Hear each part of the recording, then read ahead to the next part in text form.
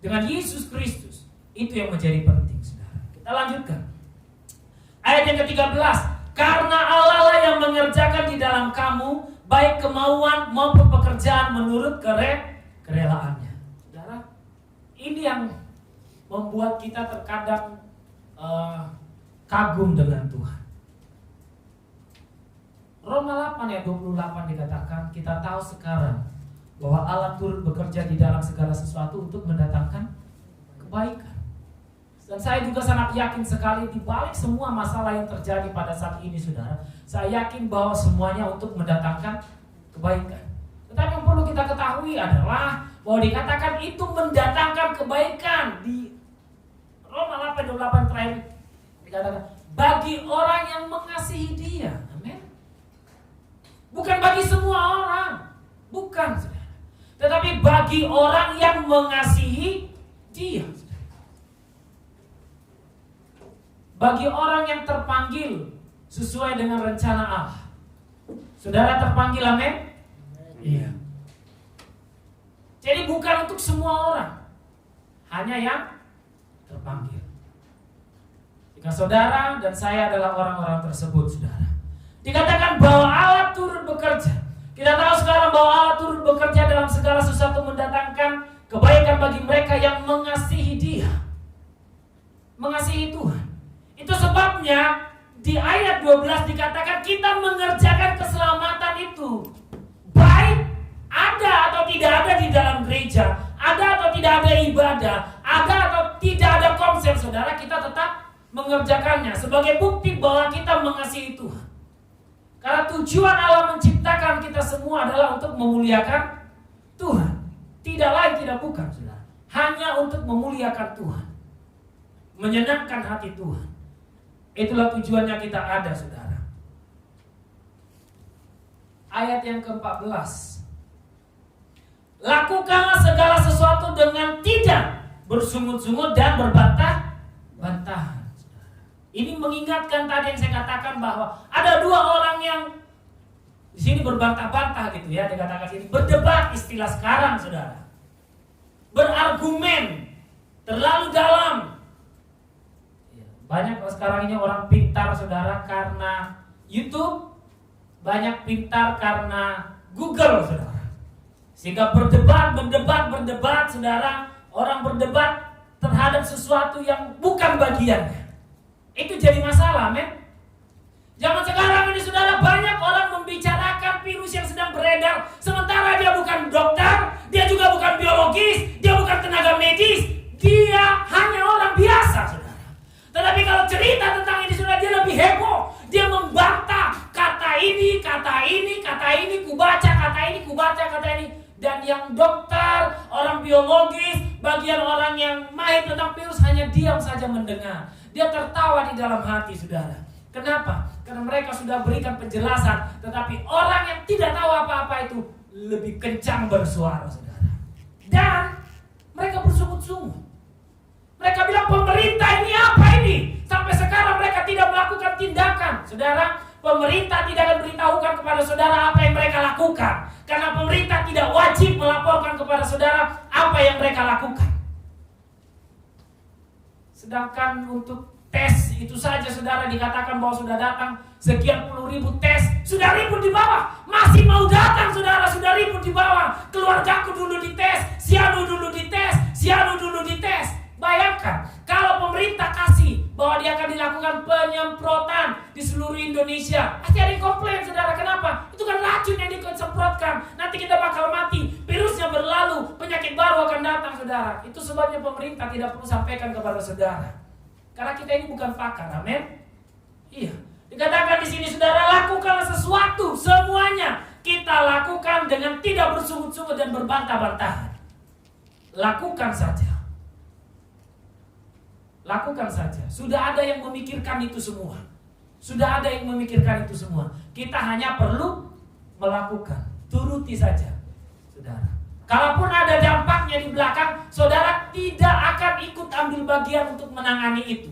Kecuali saudara berpartisipasi, ya seperti yang situasi sekarang, saudara, di mana gereja-gereja dihimbau, khususnya di Kota Batam, untuk mengirimkan anggotanya sebagai tim relawan saudara untuk membantu penyemprotan yang dilakukan di gereja-gereja, di sekolah-sekolah. Saudara, dalam situasi seperti ini banyak orang bertanya, gereja sudah lakukan apa sih? Termasuk teman-teman saya, grup-grup saya saudara, mereka tanya, gereja itu kan banyak uangnya, gereja sudah lakukan apa saudara? Saya tidak kirim kepada mereka apa yang GBI telah lakukan, apa yang gereja-gereja telah lakukan di kota Batam saudara. Tidak perlu sebarkan kepada mereka. Kalaupun disebarkan kepada mereka, mereka akan tetap bersungut-sungut, mereka akan tetap berbantah-bantah, mereka akan komplain. Kenapa gereja yang disemprot? Kenapa sekolah yang disemprot? Mereka akan komplain saudara. Ya, karena mereka mengomentari apa yang bukan bagian mereka saudara. Mereka menuntut berlebih, sementara kita banyak tidak melakukan apapun. Sehingga saudara, jikalau kita tidak dapat melakukan apa-apa, maka jangan berkomentar. Amin. Iya. Perkatakan yang baik, perkatakan yang benar, saling menguatkan satu dengan yang lain. Situasi ini pasti berlalu. Kita tahu dikatakan bahwa Allah turut bekerja di dalam segala sesuatu untuk mendatangkan kebaikan. Yang dibutuhkan adalah tetap kerjakan keselamatan kita dengan takut dan gentar, saudara. Tidak bersungut-sungut, artinya dengan riang hati, dengan hati yang gembira. Hati yang gembira adalah obat, dikatakan saudara. Bukan karena keterpaksaan, tapi karena kerelaan hati. Saudara, apapun, jikalau dikerjakan dengan keterpaksaan, hasilnya nggak enak, saudara. Iya, hasilnya tidak enak. Terpaksa untuk beribadah, terpaksa untuk hadir, itu berat, saudara. Hasilnya tidak maksimal. Kenapa? Kalau dilakukan dengan terpaksa, maka dia akan bersungut-sungut. Dia akan melihat sisi-sisi negatifnya. Dia akan melihat sisi-sisi negatifnya. Tetapi jikalau kita melakukannya dengan riang, maka kita akan melihat sisi positifnya, saudara. Iya. Sehingga kemana arah pandangan kita itu menentukan, saudara, apa yang akan terjadi dalam kehidupan kita. Tidak berbantah-bantahan, saudara. Jangan berdebat, jangan bertengkar, jangan berdebat kusir, saudara. Ya, saya sering sekali, saudara, ke masalah tentang khotbah yang disampaikan oleh Pak Jakub Nahwai, lalu khotbah yang disampaikan, himbauan yang disampaikan oleh Pak Niko, itu ditentang oleh beberapa orang, saudara. Mereka mempertanyakan apa dasarnya dilakukan demikian. Saya sudah coba jelaskan, saudara, di satu grup, saudara, di Batam ini, anak-anak Tuhan intelektual, saudara. Tetapi setelah saya berikan dua penjelasan, dia tetap membantah, lalu melihat sisi negatif dari semuanya itu. Akhirnya saya tidak jelaskan lagi, saudara. Karena jikalau seseorang sudah memiliki sesuatu dasar motivasi di dalam hati yang tidak baik terhadap sesuatu, kita jelaskan sejelas apapun, dia tidak akan dapat menerima. Dia akan tetap melihat yang lain yang membuat pendapatnya tetap dianggap benar. Sehingga saya stop. Yang di grup itu sudah bilang, di grup ini ada pendeta. Ya, kiranya pendeta tanggapi. Orang GBI tolong tanggapi. Saya bilang, bukan karena kita tidak mau menanggapi, tapi sebaiknya tidak usah ditanggapi. Kenapa? Karena dia mengajak berdebat, dia ajak bertengkar. Dia bukan mau cari solusi, saudara. Bukan. Dia bukan mau cari kebenaran. Dia sedang mencari kesalahan. Semakin kita jelaskan, dia akan makin cari kesalahan. Dia akan bilang, Bapak itu bilang begini, kamu bilang begini, yang benar yang mana, katanya. Makin jadi tambah masalahnya, saudara. Sehingga jikalau ada orang mempertanyakan kepada kita tentang keyakinan kita berikan penjelasan beberapa kali, namun dia tetap menentang, maka stop. Firman Tuhan bukan untuk diperdebatkan, amin, tapi untuk dilakukan. Lakukan sesuai dengan bagian kita. Ya, dikatakan pengkhotbah lakukan bagiannya pengkhotbah, pemusik lakukan bagiannya pemusik, saudara. Umat Tuhan lakukan bagiannya sebagai umat Tuhan. Supaya tidak chaos, saudara. Jangan jemaat bertingkah, berlaku seperti seorang pengkhotbah, sehingga pengkhotbahnya hanya diam saja mendengar. Masalahnya kenapa? Karena jemaat merasa dia lebih pintar, lebih tahu, lebih diurapi daripada menyampaikan firman Tuhan. Itu masalah, saudara. Ya, ketika dia disuruh sharing saja di konsel, dia sudah bingung mau menyampaikan apa-apa, saudara. Tetapi dia asik komentar terus, saudara. Lanjut.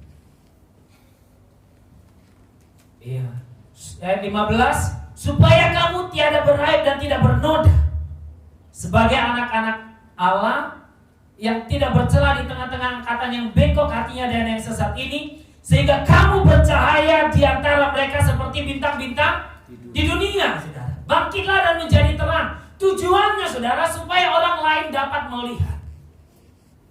Terkadang, saudara, meskipun kita benar, kalau kita getol, akhirnya, saudara, orang menyalahkan kita.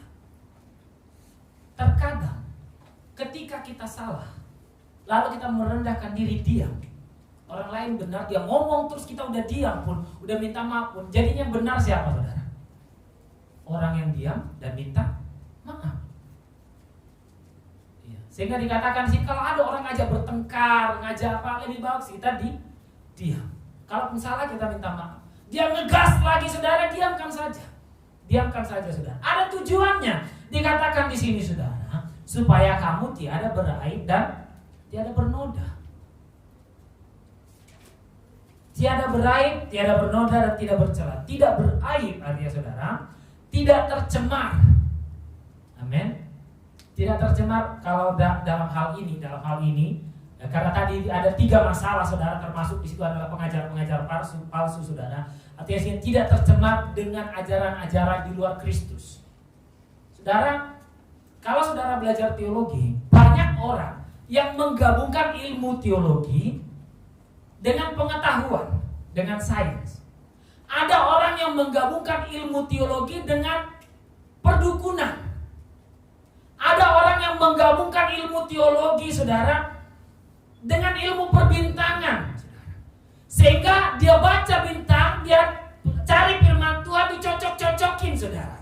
Dia cari benang-benangnya, saudara. Benang merah, saudara. Dia cari benang merah. Tapi kita, anak Tuhan, harus tetap berpegang kepada firman Tuhan. Harus tetap berpegang kepada firman Tuhan.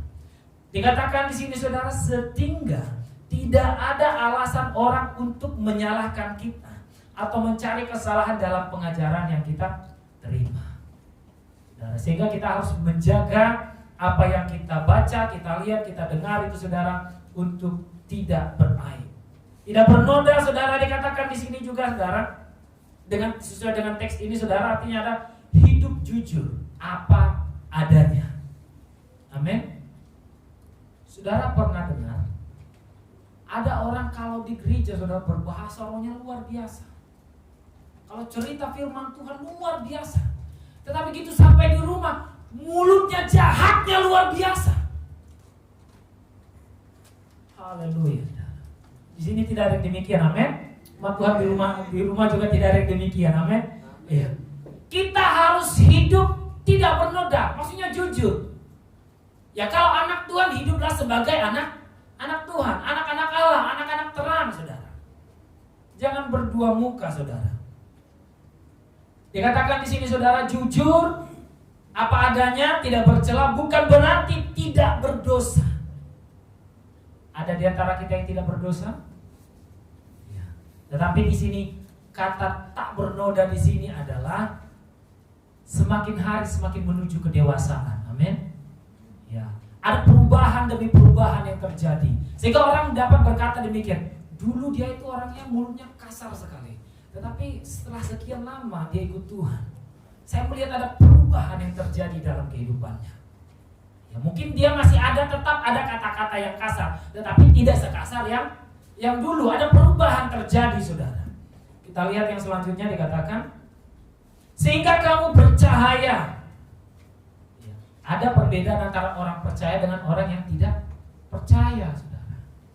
Supaya tidak ada jalan orang lain untuk menuduh kita. Supaya tidak ada jalan orang lain untuk menyalahkan kita. Karena tingkah laku kita yang lebih malunya, saudara, yang lebih bedanya lagi, supaya tidak ada celah bagi orang lain. Celah itu kan berarti ada jalan masuk bagi orang lain untuk menyalahkan kita, saudara. Yang lebih pahitnya itu lagi, saudara, kita yang melakukan, nama Kristus yang dipermalukan. Begitu ya pengikut Kristus, saudara.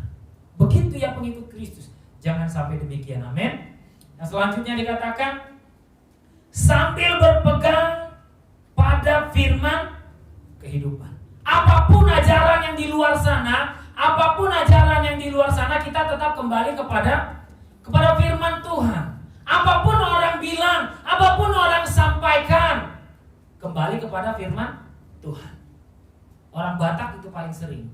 Dia bilang begini, memang firman Tuhan berkata demikian, tetapi sebagai orang Batak, saudara, adat mengatakan, nah, saudara, kalau saya mau katakan saudara, tetapi saudara, meskipun kita orang Batak dan punya adat, tetapi kita harus kembali kepada firman Tuhan. Firman Tuhan lebih tinggi dari semuanya.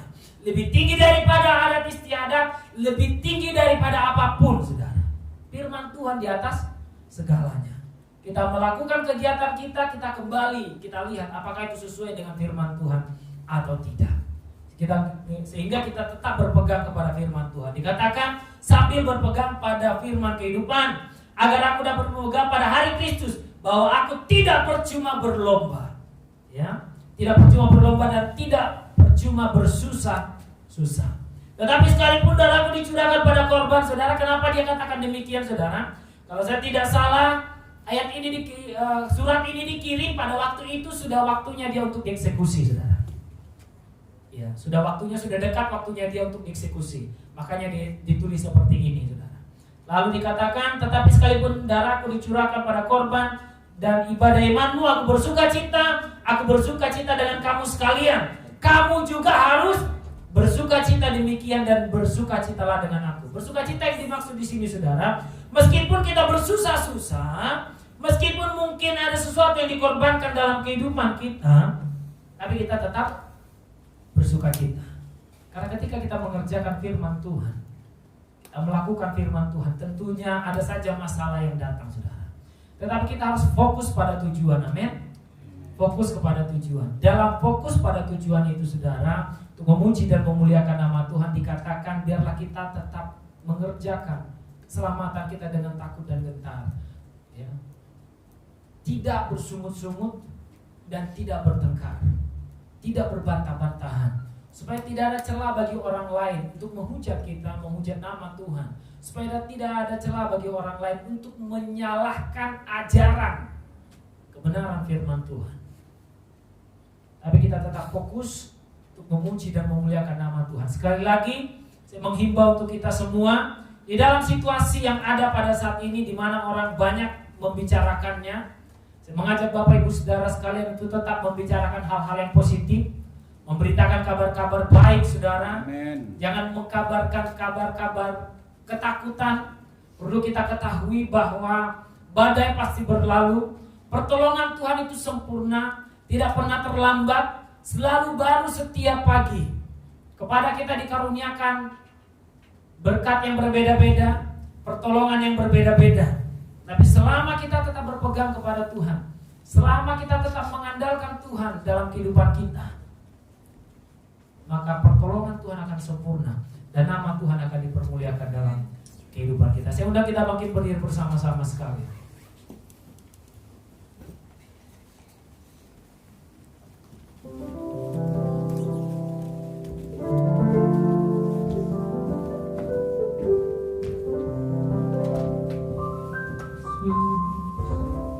Kau sungguh baik, Yesus.